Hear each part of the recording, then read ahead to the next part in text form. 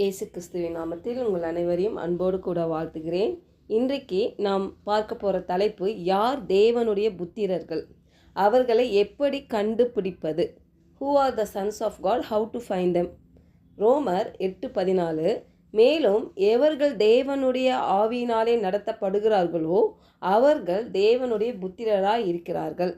அப்போ யார் தேவனுடைய புத்திரர்கள்னா, தேவனுடைய ஆவியினாலே, பரிசுத்த ஆவியினாலே நடத்தப்படுகிறவர்களே தேவனுடைய புத்திரர்கள் என்று பார்க்கிறோம். அப்போது தேவனுடைய புத்திரர்களாக இருப்பவர்களின் வாழ்க்கை எப்படி இருக்குன்னா, ரோமர் 8:13, மாம்சத்தின்படி பிழைத்தால் சாவீர்கள், ஆவியினாலே சரீரத்தின் செய்கைகளை அழித்தால் பிழைப்பீர்கள்.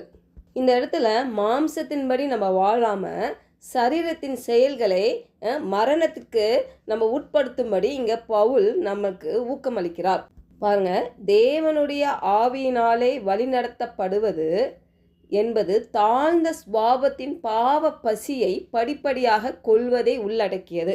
திருப்பி சொல்கிறேன், தேவனுடைய ஆவியினால் வழிநடத்தப்படுவது என்பது தாழ்ந்த சுபாவத்தின் பாவ பசியை படிப்படியாக கொள்வதை உள்ளடக்கியது. அதாவது ஒரு ஸ்பிரிச்சுவல் க்ரோத் பார்க்குறோம், ஆவிக்குரிய வளர்ச்சி.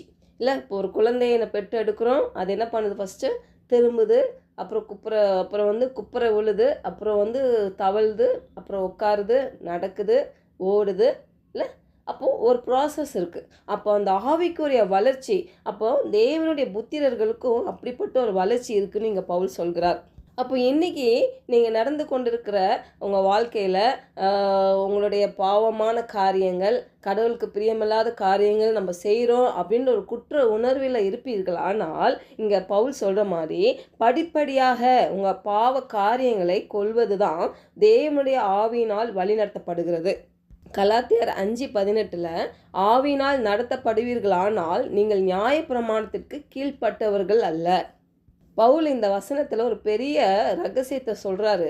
நம்ம ஆவியில் நடத்தப்படுகிறோம் என்றால் நியாயப்பிரமாணத்தின் கட்டுப்பாட்டில் இருக்க மாட்டோம். இப்போ நியாயப்பிரமாணம் என்ன செய்கிறது அப்படின்னா, இது செய், இது செய்யாத என்று நம்மளுக்கு கட்டளை தருகிறது. இல்லை, அப்போ நம்ம தவறு செய்கிறோம், பாவம் செய்கிறோம், பிடிக்காத காரியங்கள், தேவனுக்கு விரோதமான காரியங்கள் செய்கிறோம், நம்மளுக்கு தெரியும், பொய், களவு, பொறாமை எல்லாம் நம்மளுக்கு தெரியும். ஆனால் நம்ம செய்துடுறோம். அப்போ எதுக்குள்ளாக நம்ம போயிடுறோம்? குற்ற உணர்வுக்குள்ளாக நம்ம போகிறோம். இதுதான் நியாயப்பிரமாணம் செய்யுதுன்னு சொல்கிறாரு. ஆனால் பரிசுத்த ஆவியானவர் என்ன செய்கிறார் அப்படின்னா, நம்ம உள்ளே இருந்து, நம்ம இருதயத்திலிருந்து அவர் என்ன பண்ணுறார்? நம்மை வழி நடத்துகிறார். எப்படி வழி நடத்துகிறார்னா, அன்பால், கிருபையால், உண்மையால் நம்மளை நடத்துகிறார். ஏன்னா மனுஷனுடைய பலவீனம் என்பது என்னன்றது நல்லாவே அவருக்கு தெரியும். அதனால தான் அவர் என்ன பண்ணுறாரு? உள்ளே இருந்து நம்மளை வழி நடத்துகிறவராக இருக்கிறார். அப்போது இந்த நியாயப்பிரமாணம் வெளியிலேருந்து நம்மளை என்ன பண்ணுது? அழுத்துது. பரிசுத்த ஆவி என்ன பண்ணுறது? உள்ளேருந்து நம்மளை மாற்றுகிறது. ஆவிக்குரிய வாழ்க்கை என்பது பார்த்திங்கன்னா, கட்டாயமாக நீ இப்படி தான் செய்யணும், இல்லை அப்படி சொல்கிறது கிடையாது. இது ஒரு உறவின் அடிப்படையான வாழ்க்கை. அடுத்தது, நம்ம தேவனுடைய பிள்ளைகள் அப்படின்னு எப்படி கண்டுபிடிப்பது? யோவான் 5:19, அப்பொழுது இயேசு அவர்களை நோக்கி, மெய்யாகவே மெய்யாகவே நான் உங்களுக்கு சொல்லுகிறேன், பிதாவானவர் செய்ய குமாரன் காண்கிறது எதுவோ அதே அன்றி வேறொன்றையும் தாமாய் செய்ய மாட்டார். அவர் எவைகளை செய்கிறாரோ அவைகளை குமாரனும் அந்தபடியே செய்கிறான். அப்போ இந்த கால வேளையில் நீங்களும் நானும் பாருங்கள், தேவனுடைய வார்த்தை என்ன சொல்லுகிறதோ அதன்படி நம்ம கீழ்ப்படிந்து வாழ அழைக்கப்பட்டிருக்கிறோம். அப்போது ஒரு தேவனுடைய பிள்ளைகள் எப்படி கண்டுபிடிக்கிறதுனா, தேவனுடைய வார்த்தைக்கு கீழ்ப்படுகிறவர்களாய், இல்லை எல்லா காரியங்களையும் தேவனுடைய சத்தத்தை கேட்குறவர்களாய் இருக்கும்படியாக. இப்போது ஒரு உதாரணத்தை நம்ம பார்க்கலாம். இப்போது ஆவிக்குரிய பிள்ளைகள், தேவனுடைய பிள்ளைகள் எப்படி இருப்பாங்கன்னா, கவலைப்பட மாட்டாங்க. இல்லையா? மத்தேயு 6:27 32 வரைக்கும் பார்த்தீங்கன்னா பார்க்குறோம் இல்லையா? ஆகாயத்து பட்சிகளை தேவன் பிழைப்பூட்டுகிறார். அப்போ அவைகளை பார்க்கலாம், நாம் மனிதர்களாக நாம் விசேஷித்தவர்கள் அல்லவா சொல்கிறாரு. அப்போது கவலைப்படுகிறதுனால உங்களில் எவன் ஒரு சரீர அளவை கூட்ட முடியும், இல்லை ஒரு முளத்தை கூட்ட முடியும்னு கேட்குறாரு. அப்போது உடைக்காக நீங்கள் கவலைப்படுகிறது என்ன? காட்டு புஷ்பங்கள்லாம் இருக்குது, அது வளர்கிறது, அது பாருங்கள், அது உழைக்கிறதும் இல்லை, நூட்கிறதும் இல்லை. அற்ப விசுவாசிகளை, இன்றைக்கு இருந்து நாளைக்கு அடுப்பிலே போடப்படும் காட்டு புல்லுக்கு தேவன் இவ்விதமாய் உடுத்துவித்தால் உங்களுக்கு உடுத்துவிப்பது அதிக நிச்சயம் அல்லவா? அப்போ நீங்கள் உடைக்காக கவலைப்படாதீங்க, எல்லாவற்றையும் நான் செய்ய மாட்டானா கேட்குறாரு. இல்லை, அப்போ என்னத்தை உண்போம், என்னத்தை குடிப்போம் என்பது கவலைப்படாதீங்க. இல்லை, இதெல்லாம் யார் கவலைப்படுவானா? ஆவிக்குரிய மனிதன் கவலைப்பட மாட்டான். இதெல்லாம் யார் கவலைப்படுவான்? அஞ்ஞானிகள் நாடி தேடுகிறார்கள் இல்லையா? அப்படிதான் வசனம் சொல்லிருக்குது மத்தேயு 6:32.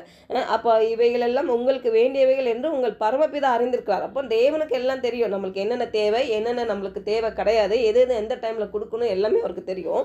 அப்போது நம்ம தேவனுடன் இணைந்திருக்கும் பொழுது, தேவனோட உறவு வைத்திருக்கும் பொழுது, தேவனை நம்பி வாழும் பொழுது விசுவாசத்தோட கண்டிப்பாக கர்த்தர் நம்மளை வழி நடத்துகிறவராக இருக்கிறார். என் வாழ்க்கையில் எல்லாம் மாறணும், பிரேக் த்ரூ உண்டாகணும், அற்புதம் நடக்கணும், அதிசயம் நடக்கணும், இல்லை கர்த்தருடைய திட்டம் என் வாழ்க்கையில் நிறைவேறணும், எல்லாருக்குமே அந்த ஆசை இருக்கும். மத்தேயு 6:33 சொல்லுது பாருங்க, முதலாவது தேவனுடைய ராஜ்யத்தையும் அவருடைய நீதியையும் தேடுங்கள், அப்பொழுது இவைகள் எல்லாம் உங்களுக்கு கூட கொடுக்கப்படும். அப்போது ஒரு தேவனுடைய பிள்ளை இல்லை ஒரு ஆவிக்குரியவன் எப்படி இருப்பான்னா, தேவனுடைய ராஜ்யத்தையும் அவருடைய நீதியையும் தேடுகிறவனாக இருப்பான். அவன் இந்த உலக காரியத்துக்குள்ளாக கவலைப்பட்டு கொண்டு நேரத்தை வீணாக்க மாட்டான். பாருங்க, பிசாசோட ஒரு பெரிய தந்திரமே இதுதான். கவலைப்பட வச்சு ஸ்ட்ரெஸ் ஆகி மைண்டை டைவர்ட் பண்ணி நம்ம தேவனோட இணைந்திருக்காம என்ன பண்ணுவான், நேரத்தை வீணாக்க வைப்பான். தேவையில்லாத பார்க்க வைப்பான், மொபைலில் டிவியில் பார்க்க வைப்பான். தேவையில்லாத ஒருவங்க சாப்பிட்றவங்களாம் இருந்தால் ஏதாவது கண்ணா பின்னான்னு சாப்பிடுவாங்க பாருங்கள் ஸ்ட்ரெஸ்ஸில். இதெல்லாம் பிசாசோட காரியங்கள் பாருங்கள். அப்போது நம்ம தேவனுடைய பிள்ளைகளாக இருக்கும் பொழுது இது கரெக்டாக ஃபைண்ட் அவுட் பண்ணுவார். பரிசுத்த ஆவியானவர் உள்ளே இருந்து சொல்லுவார், ஏய் நீ இதுக்கு இடம் கொடுக்காத, இதில் நீ கவலைப்படாத, இதை நீ ஸ்ட்ரெஸ்ஸுக்குள்ளே போகாத, நீ இதுலேருந்து இப்படி மாறு, போ வசனத்தை தேடு, இல்லாட்டி போ மீட்டிங் போ, ப்ரேயருக்கு போ, நீ அவங்களோட போய் சேர்ந்து ப்ரேயர் பண்ண, இல்லாட்டி என் வசனத்தை தியானி, இல்லாட்டி வர்ஷிப்பை கேளு, பாட்டை கேளு அப்படின்னு சொல்லி உள்ளே வந்து உங்களை ஊக்குவிப்பார், உங்களை வழி நடத்துவார். இதை கேட்டுக்கொண்டு இருக்கிற நீங்களும் சரி நானும் சரி தேவனுடைய பிள்ளைகளாக இருக்கிறோம், அதில் மாற்றமே கிடையாது இல்லையா? பிசாசு வந்து ஏய் நீ இதை பண்ணிட்ட, நீ எப்படி தேவனுடைய பிள்ளைன்னு சொன்னால் அப்பால போ சாத்தானேன்னு சொல்லுங்கள். நான் கீழே விழுந்திருக்கிறேன், ஆனால் தேவன் என்னை தூக்கி விடுகிறார். அவரோட வார்த்தை எனக்கு இருக்குது வழி நடத்துறதுக்கு. அவர் பரிசுத்த ஆவியான எனக்குள்ளாக இருக்கிறார், என்னை வழி நடத்துவார் அப்படின்னு சொல்லி விட்டு கொடுங்க. செபிக்கலாம். பரலோக தகப்பனே, இந்த காலை வேளையில் அப்பா எங்களோடு நீர் இடைப்பட்டதுக்காக உமக்கு நன்றி செலுத்துகிறோம். ஆண்டவரே அப்பா, நாங்கள் தேவனுடைய புத்திரர்கள் என்று நாங்கள் விசுவாசிக்கிறோம். கர்த்தாவே ஆண்டவரே, எங்களை தேவைகளை சந்திக்கிறவர் நீங்கள் இருக்கிறீங்கப்பா.